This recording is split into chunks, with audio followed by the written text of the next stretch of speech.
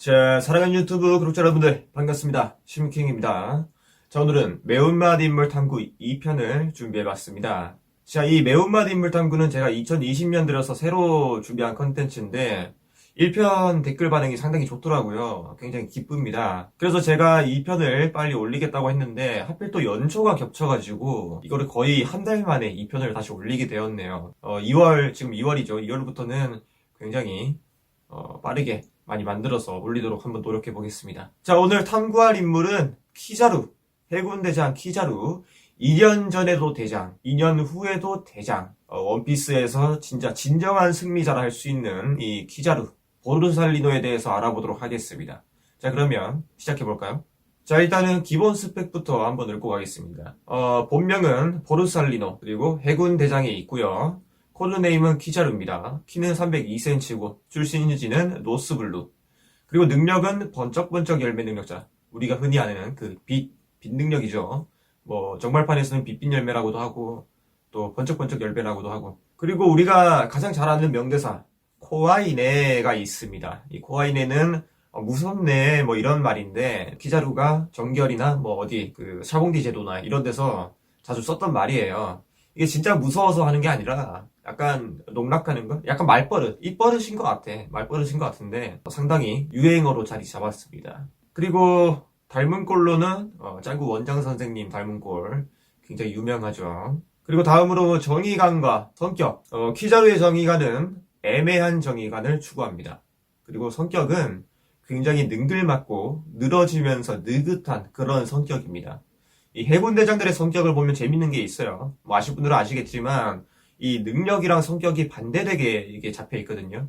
사카즈키 같은 경우는 뜨거운 용암이죠. 하지만 성격은 차가운, 냉혹한 그런 성격을 가지고 있고요. 푸장 같은 경우는 또 차가운 능력, 어른 능력이지만 반대로 온화한 성격, 따뜻한 성격을 지녔습니다. 그리고 키자루 같은 경우 빛빛 열매, 굉장히 빠른 그런 능력인데도 불구하고 성격은 오히려 느긋하고 굉장히 뭐 여유롭고 능글맞고 약간 그런 성격으로 능력이랑 성격이 반대되도록 그렇게 디자인이 되어 있습니다.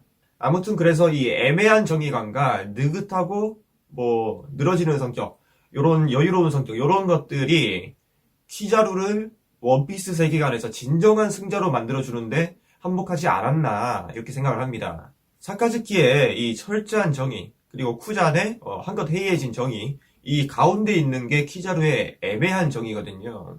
이 중립을 지킴으로써 키자루가 2년 전에도 대장직을 유지했고 2년 후에도 유지할 수 있는 그런 정치적인 입장을 가져가지 않았나 이렇게 생각을 하는 거죠. 뭐 앞서서 그 사카즈키 편에서도 말씀드렸지만 얘네 둘이가 싸워. 철저한 정의랑 한껏 해이해진 정의. 얘네 둘이가 상극이야. 서로 의견이 안 맞아. 맨날 싸워. 그러면 실질적으로 아이러니하게도 그 결정권을 쥐게 되는 게 키자루입니다. 자, 만약에 뭐 3명이 있어요. 근데 얘네 힘이 다 비슷비슷해. 근데 의견이 갈려.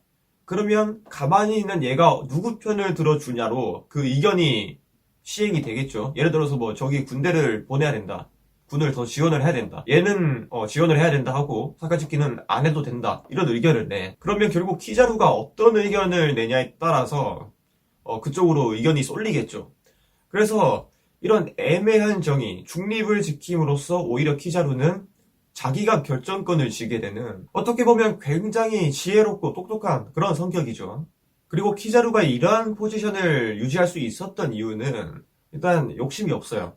그러니까 욕심이 아예 없을 수는 없는데 원수 자리에 올라가고 싶거나 아니면 더 강한 권력을 지니고 싶거나 이러한 욕심이 별로 없어 보여요. 그냥 지금 대장 자리에 만족하고 지금 누리는 거에 그냥 만족하고 자기 할 일 하는 약간 그런 타입입니다.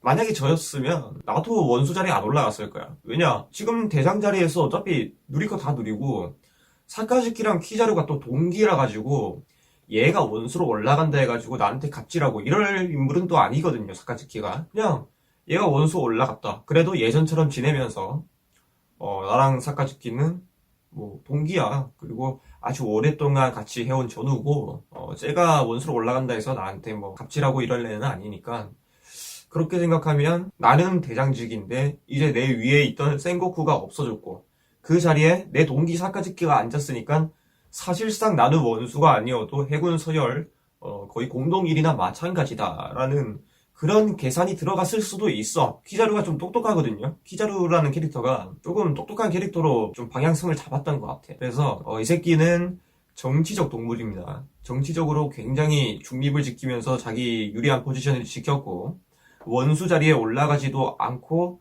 2년 전이나 2년 후나 대장직에 가만히 있는데 오히려 서열은 올라가고 누릴 거 다 누리고. 아, 개머리. 자, 다음으로는 작중행적. 요거를 하나씩 뜯어보면서 얘기를 하도록 하겠습니다.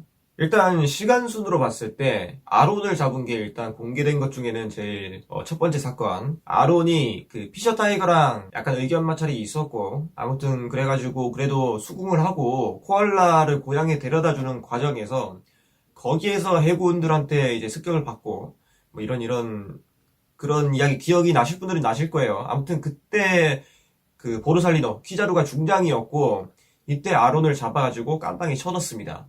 그 사건으로 아론은 임펠다운에 갇히는데 이 징배가 실무회가 되면서 그때 풀려나가지고 뭐 어떻게 해서 이스트블루로 와가지고 나미네를 괴롭히고 이렇게 진행이 되는 거고 아무튼 아론을 잡아 넣었던 거는 키자루다. 그 다음에 이제 샤봉디 제도에서 그 원피스 독자들에게 키자루의 데뷔전이 치러졌죠. 샤봉디 제도에서는 초진성들, 이 억대 루키들을 상대로 키자루가 그냥 개 발라버리는 그런 장면이 연출되면서 독자들에게 굉장히 충격을 줬어요. 그 당시에 이제 아오키지만 공개된 상태였는데 해군대장의 두 번째 공개, 키자루.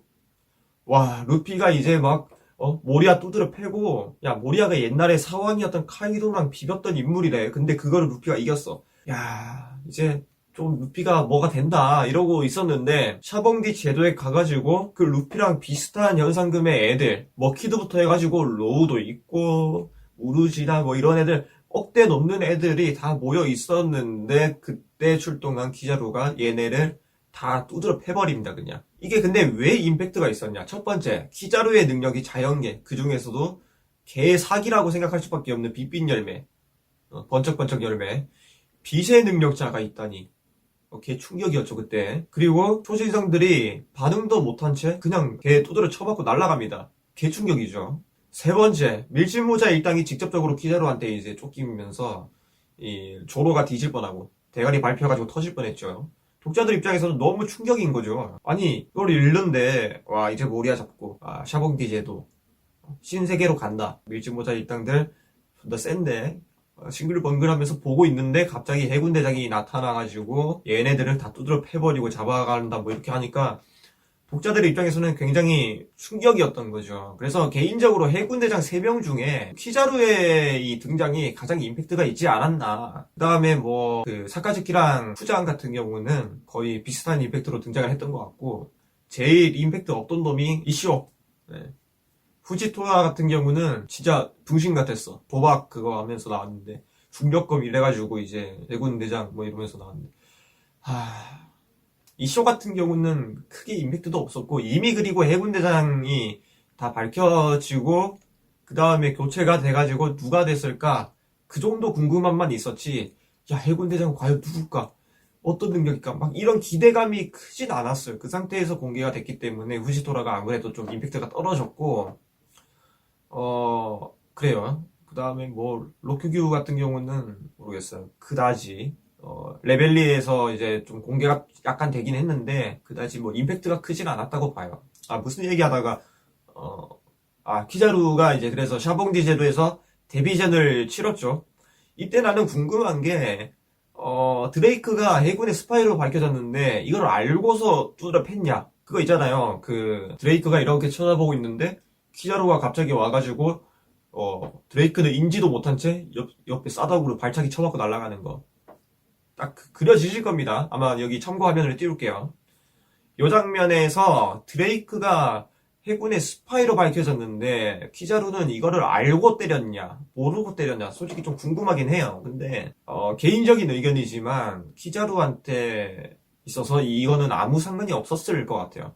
뭐 스파이였던 알고 있었던 모르고 있었던 간에 스파인 걸 알고 있었어도 키자루는 두드러 팼을 놈입니다. 뭐 두드러 팬 다음에 상부에다가 곤란하네 그냥 두드러 팼는데 죽어버렸네 뭐 이러면서 만약에 드레이크가 죽었으면 나 그냥 살짝 찼는데 그걸 죽어버렸네. 뭐 그런 약골 새끼를 스파이로 보내냐. 미안하게 됐수다. 라고 그냥 넘어갔을 것 같아.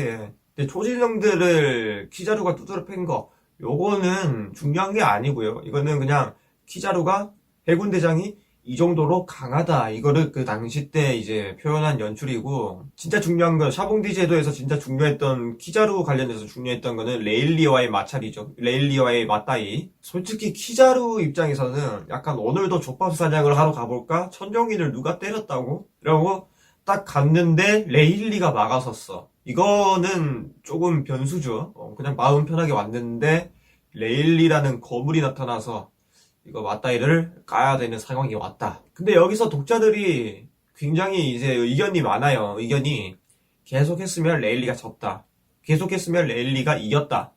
뭐 키자루랑 레일리가 그냥 비볐다. 사실상 뭐 그 스토리상 전개된 것만 보면 그냥 비볐다가 맞겠죠. 이렇게 해서 끝났으니까.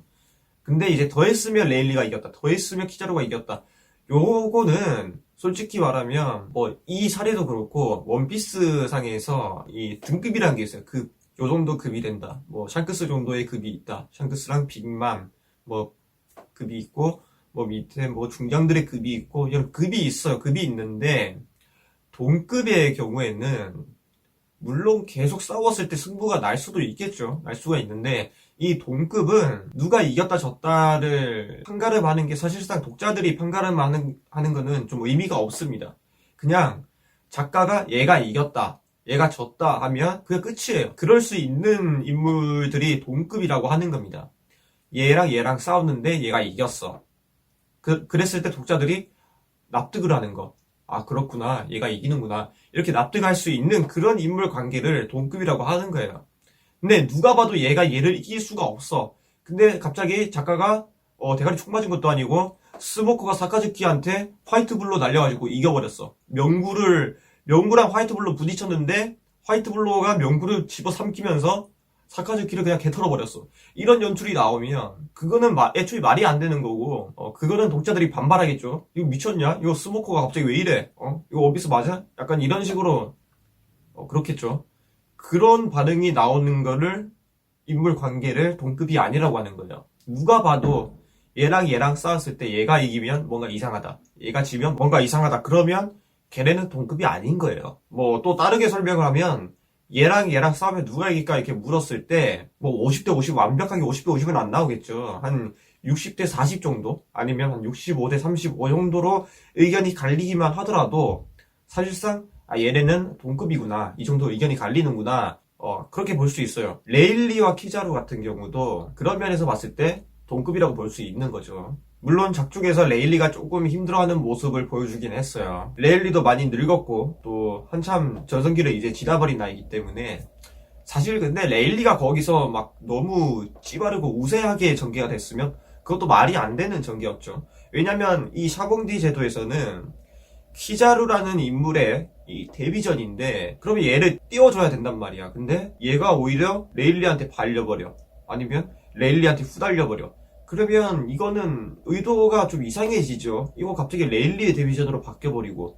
근데 레일리를 데뷔시켜서 얻을 게 없단 말이야. 얘는 이미 이제 그 다 전성기가 지나간 인물이고 이제 이렇게 몇 컷 안 나올 인물인데 얘를 갑자기 데뷔시켜버린다? 의미가 없죠. 그래서 이 샤봉디 제도에서는 명백하게 키자루를 띄워주는 에피소드 그런 편이었기 때문에 굳이 누가 스포트라이트를 받냐 치면 키자루가 받아야 되기 때문에 키자루가 조금 우세하게 그려질 수밖에 없었다고 봐요. 그래서 이제 지금의 레일리와 지금의 키자루는 동급 정도다. 뭐 싸움에 따라서 그 변수가 어떻게 작용하냐에 따라서 뭐 레일리가 이길 수도 있고 아니면 키자루가 이기고 레일리가 질 수도 있고 뭐 그거는 작가 마음. 어떤 상황에 놓고 싸우냐에 따라서 누가 이기게 해주냐는 작가 마음이다. 그래서 좀 의미가 없다고 봅니다. 누가 이기냐 지냐 따지는 거는.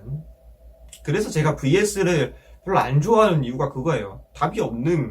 답을 찾을 수 없는 문제를 놓고 누가 이길까요? 누가 이기나요? 물론 의견을 물어보는 건 좋아요. 그런데 그거는 정답이 될 수가 없다는 거. 그냥 개인적으로 내가 더 호감이 있는 캐릭터의 편을 들어줄 수밖에 없을 거고 동급이라면 뭐 아무튼 그렇습니다. 그래서 샤봉디 제도에서는 초신성들 양악하다가 레일리를 만나가지고 조금 우세한 면을 보여주다가 비비고 끝났다. 이 정도로 보시면 되고요. 근데 이 정상결전에서 키자루가 떡락하는 그런 사건이 일어납니다. 그게 바로 마르코와 비벼버린 것. 근데 저는 솔직히 이거를 비볐다고 생각하지는 않거든요. 근데 또 다르게 생각하는 분들도 많더라고요. 뭐 마르코랑 키자루가 비볐다, 아니다, 비빈 게 아니다, 그 의견이 많은데 제 개인적인 의견을 말씀드리자면 일단 그 장면을 한번 살펴볼게요. 살펴보면 키자루가 출격을 해가지고 흰수염을 목표로 해가지고 팔척 경고고 요거 이렇게 해가지고 뭐 레이저 조도 나가는 거 그거를 갈기니까 푸른 불꽃이 나오면서 코아이네 요 대사가 날려주고 그 다음에 뭐 마르코가 나와서 불사조 이렇게 보여주고 레이저 다 쳐받고 흡수하고 그 다음에 닭발길 갈기죠. 닭발길 갈기니까 키자루가 이렇게 막으면서 탁 맞고 날아가서 꽂힙니다. 땅바닥에. 자, 여기까지만 보면 키자루가 쳐맞고 날아가서 꽂혔다. 그냥 이렇게 볼 수가 있어요. 근데 이후의 장면을 보면 키자루가 아무런 데미지를 입지도 않고 그냥 멀쩡하게 일어납니다. 일어나가지고 그 이후로도 굉장히 많은 활약을 했어요. 아무런 그런 데미지가 없었다는 거죠. 거의 사실상. 근데 이거를 가지고 키자루와 마르코가 뭐 동급이다, 비볐다. 이렇게 보기에는 저는 애매하다고 봐요. 왜냐하면 파워 밸런스상 해군 대장이랑 사체관이랑 비벼서는 안 된다고 생각을 하거든요. 원래는 해군 원수랑 그 다음에 사wak이랑 비비고 대장들이랑 그 다음에 사체관들이랑 비비고 요게 가장 좋은 파워 밸런스이긴 해요. 근데 해군의 이 중장 라인들 대장 밑에 있는 중장 라인들을 보면 답이 없습니다. 개노답입니다. 그래서 파워 밸런스가 안 맞아지는 거예요. 해군 대장이랑 얘네가 비벼버리면 중장 라인이 좀 더 탄탄하고 얘네가 좀 더 강하다면 저는 사체관이랑 해군 대장 비비고 원수랑 그 선장이랑 비비고 요게 가장 뭐 알맞은 밸런스라고 생각을 해요. 그 만화를 이제 짤 때 이 밸런스가 그게 가장 맞다고 생각하는데 중장 라인이 너무 구리니까 이게 뭐 중장 이 새끼들은 진짜 수련을 안 하나? 왜 이렇지? 그래서 중장 라인이 좀 보강이 되지 않는 이상 사체관이랑 해군 대장이랑 비벼버리는 거는 조금 맞지 않는 파워 밸런스다. 그래서 파워 밸런스가 너무 오래된 작품이다 보니까 파워 밸런스가 좀 애매합니다.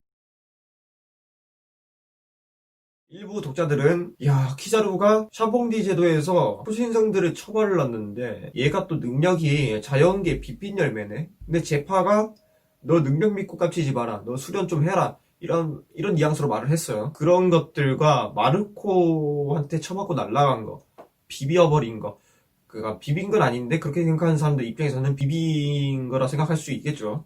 아무튼 그런 것들이 합쳐지면서 이 새끼 조밥 사냥꾼 아니야? 약간 이런 느낌이 강해진 거지. 사람들한테 키자루의 인식이 키자루 이 새끼 그 체술 별로 안 뛰어나, 그냥 능력발인데 약간 조밥 사냥꾼이야. 왜? 마루코한테 쳐맞고 날라갔고 얘가 한 거 뭐 있어? 초신성들 잡아놓은 거? 지금 와서 생각하면 초신성들 그때 개조밥 상태였는데 걔네들 지금의 루피가 가가지고 혼자서 다 때려 팰 수 있어. 가능해. 쌉 가능하거든. 그래서 우리가 그때는 초신성들이 너무 대단해 보였는데 지금 와서 보니까 지금의 루피도 그 정도는 할 수 있겠다. 그럼 뭐야, 걔 거품이네. 이 새끼 족밥 사냥꾼이네.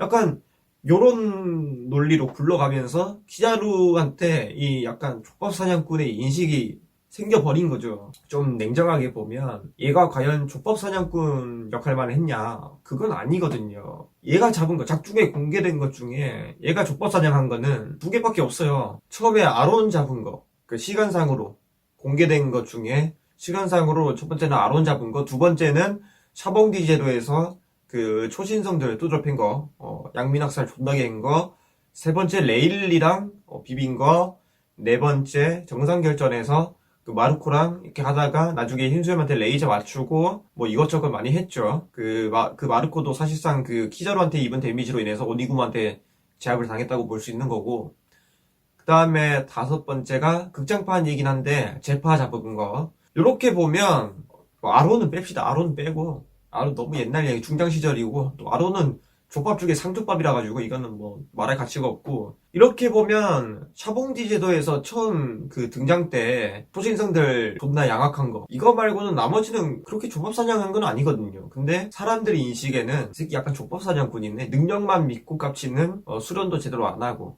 그런 약간 족밥사냥꾼이네. 이런 느낌이 좀 강한 것 같아요. 근데 하나하나 따지고 보면 키자루가 항상 족밥사냥만 한 건 아니다. 얘도 시키는 거 안 빼고 잘했다. 그래서 종합적으로 이 키자루를 평가해보면 저는 개인적으로 키자루 이 새끼는 원피스의 진짜 승리자입니다. 원피스 세계관에서 얘보다 더한 승리자는 없다고 봐요. 자, 어린 시절 보면 사카즈키나 쿠장 같은 경우는 굉장히 어디 무슨 걸뱅이처럼 묘사를 해놨어요. 굉장히 힘든 시절을 보낸 것처럼 묘사를 해놨어. 근데 키자루는 이 새끼만 존나 행복해요. 유년 시절도 굉장히 좀 행복하게 보냈고, 그리고 해군에 입대해서도 얘가 중장 시절 그런 거 다 떠나서 열매를 잘 먹었어. 그리고 동기도 잘 사귀었죠. 하필 동기가 사카즈키야. 얘가 사카즈키가 원수까지 올라갈 줄 미리 알았던 걸까요? 사카즈키랑 베프를 먹고 열매도 빛빛 열매 먹어가지고 열매빨도 오지게 받고, 내가 봤을 때 이 키자루는 제파 밑에서 이제 벗어나는 순간 단련 안 했을 것 같아. 육체적으로 어떠한 수련도 하지 않았을 것 같아요.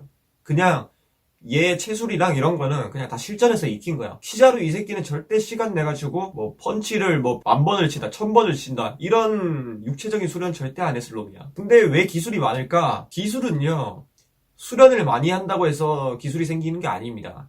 머리가 좋으면 기술이 생겨요. 예를 들어서 내 능력이 빛빛 열매야. 손가락으로 레이저 쏘면서 요거를 어떻게 응용을 해볼까? 요렇게 해가지고 내 레이저를 존나게 쏴야지. 이러면 팔척 경보고, 그 다음에 레이저로 검을 만들어 볼까? 천총훈검. 그 다음에 레이저 빛의 속도로 이동할 수 있는데 이거를 좀 까리하게, 좀 멋지게 한번 이렇게 해가지고 빛을 막 튕겨가지고 따다다닥 해가지고 이동해볼까? 그 이름은 팔찌경 이런 걸로 해보자. 그냥 응용이에요. 기술 응용이고, 육체적 수련이랑 기술이랑 융합이 돼가지고 진짜 엄청난 궁극기가 일어날 수 있는데, 그게 바로 루피의 경우죠. 기어 같은 경우 능력과 그 다음에 자기의 수련, 머리를 써가지고 이거를 이렇게 응용을 해봐야겠다, 이렇게 해가지고 기술 만들어내는 거, 그런 것들. 기술의 종류는 세 가지가 있어요. 육체적인 기술, 능력의 기술, 이 두 개를 혼합한 기술. 근데 키자루의 기술을 보면 대부분 그냥 능력을 응용한 것밖에 없어요. 이 말은 뭐냐? 이 새끼는 육체 단련을 별로 하지 않았다. 그래도 어느 정도 체술은 됩니다. 어느 정도 체술은 되는데 이 체술이 상위급은 아니다. 왜냐? 단련을 안 했으니까. 단련도 안 했는데 체술이 상위급이면 이 새끼는 그냥 씹사기 캐릭터죠. 말이 안 되는 거고. 얘는 애초에 능력발이 좀 많은 캐릭터인데, 그렇다고 이 체술을 NL급으로 줘버리면 말이 안 되기 때문에 해군대장인데, 체술은 한 요 정도는 되는데 최상위급은 아니다. 정점자들과 비교했을 때 체술이 조금 밀리는 편이다. 이렇게 아시면 될 것 같아요. 실제로 제파 같은 경우도 너 능력만 믿고 깝치지 마라, 너 단련 좀 해라, 이런 뉘앙스로 말했다고 했고, 그래서 이 새끼가 왜 승리자냐? 열매를 잘 먹었다. 그 다음에 어린 시절도 행복하게 지냈다. 그 다음에 세 번째, 정치적 위치, 중립을 잘 지키면서 개꿀 빨았다. 사카즈키와 쿠잔 사이에서 개꿀을 빨았고, 또 사카즈키와 동기인 바람에 사카즈키가 원수에 올라갔는데 오히려 키자루의 직위가 더 올라간 느낌? 키자루는 2년 전이나 2년 후나 대장 그대로인데 자기 동기가 원수로 올라가면서 사실상 서열이 그냥 공동 1위가 됐어. 짬밥이 그냥 공동 1위가 되면서 사카즈키보다 더 꿀 빨고 있죠. 사카즈키는 원수 업무를 처리해야 되기 때문에 대가리가 터져 나간단 말이야. 근데 키자루는 그런 거 안 해도 돼. 그리고 누릴 수 있는 거 다 누려. 고생은 사카즈키가 다 하고, 키자루는 그냥 가끔 나가서 족밥 사냥하고. 그리고 마지막으로 인간관계가 존나 승리자다. 키자루 같은 경우는 일단 해군 내에서 적이 없습니다. 적이 없다, 굉장히 중요해요. 인간관계에 있어서 친구가 많은 것보다 적이 하나라도 없는 게 더 중요하다고 생각해요. 적이 없는 키자루. 사카즈키 같은 경우는 적이 많을 수가 있죠. 워낙 확고하고 워낙 이 FM 분위기이기 때문에. 근데 키자루를 굳이 싫어할 사람이 있을까? 좋아하진 않더라도 싫어할 사람은 없다고 봐요. 딱 저런 인물이 그냥 싫지도 좋지도 않은 그런 인물이거든요. 그러다가 호의를 한번 받으면 키자루를 좋게 볼 수도 있고. 키자루의 인간관계가 진짜 스킬이 개쩝니다. 그 와노쿠니의 그 장면이 있죠. 그 키자루가 사카즈키한테 그 와노쿠니 내가 갈까? 약간 이렇게 하니까 사카즈키가 기다려 보르살리노, 거기에는 미지의 병력 사무라이가 있다. 이 장면 있죠. 여기서 과연 키자루가 진짜 진심으로 갈 생각이었을까? 약간 키자루도 알 거야. 내가 갈까 이러면 사카즈키가 나를 보낼 상황이 아니다. 이런 걸 좀 알고 그런 말을 했던 것 같아. 어차피 나 안 보낼 거야. 하지만 나는 사카즈키한테 신뢰성과 내가 너를 위해서 뭐 내가 갈 수도 있어.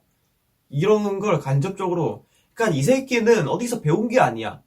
어디서 배운 인간관계 스킬이 아니야. 실제로도 그런 사람들이 있죠. 뭐 어떤 사람은 그러니까 성격이나 사람의 성격이나 평소 습관 이런 것들에 의해서 인간관계가 자연적으로 뭐 좋아지는 사람도 있고 나빠지는 사람도 있어요. 어떤 사람들은 나는 딱히 내가 뭐 별거 안 하는데 애들이 나한테 재수 없대. 이해를 못 하겠어. 이유를 못 찾겠어. 이런 사람이 있고 어떤 사람은 주변에 막 친구들이 많아. 어떤 사람은 주변에 이성 친구가 많아. 막 어떤 남자는 여자가 많고 어떤 여자는 남자가 많고 너 좀 스킬 좀 알려주면 나 딱히 배운 건 없는데 그냥 별로 내가 뭘 한다 생각하진 않는데 난 항상 친구가 많네. 이런 사람들이 있단 말이야. 그러니까 이 사람들은 그냥 배우지 않아도 몸에 배인 거야. 이게 타고난 거야. 그런 쪽으로 성격이 타고난데 키자루가 약간 그런 쪽입니다. 적을 만들지도 않고 또 친구한테는 신뢰를 주고 은근슬쩍 이 친근감을 높이는 그런 스킬을 가진 게 키자루가 아닐까 그렇게 생각합니다. 근데 만약에 이거를 키자루가 의도적으로 하는 거다.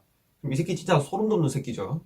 그래서 키자루 같은 경우는 해군 내에서 인간관계도 좀 별로 말썽이 없어요. 그래서 진짜 승리자다. 인생은 키자루처럼 빛빛 여매, 자연계 좋은 거 처먹고 어린 시절 행복하게 보내고 그 다음에 대장직이 올라가가지고 개꿀 빨고 그리고 하필 올라간 원소가 내 동기라 가지고 내 직위가 간접적으로 더 올라가는 그런 느낌. 내 서열이 더 올라가는 느낌. 고생은 그 살까짓기가 다 하고 나는 개꿀 빨고 진짜 승리자죠 어떻게 보면. 그렇다고 내가 약하냐? 그것도 아니야. 나한테 깝칠 새끼 별로 없단 말이야. 그러니까 만약에 내가 진짜 원피스 세계로 들어가서 누구의 삶을 체험해 보려면 저는 그냥 키자루 하겠습니다. 진짜 개꿀이에요. 키자루 인생은 키자루처럼. 그리고 원피스 외적으로 그 독자들 입장에서 봤을 때도 키자루가 은근히 팬이 많아요. 또 팬이 많고 키자루가 또 명대사도 너무 유명한 거 호와이네 요것도 있고.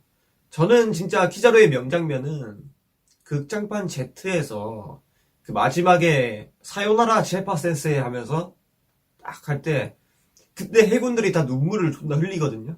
근데 키자루만 선글라스 때문에 눈이 안 보여. 그렇게 처리해서 연출한 게 진짜 신의 한 수였다고 봅니다. 진짜 명장면이었고 아주 씁쓸하게 끝나는 그런 장면이었죠. 그래서 키자루 같은 경우는 뭐 이제 더 할 말은 없는 것 같고요. 워낙 또 유명한 캐릭터고 작중 행적이나 이런 것도 다 아실 테고.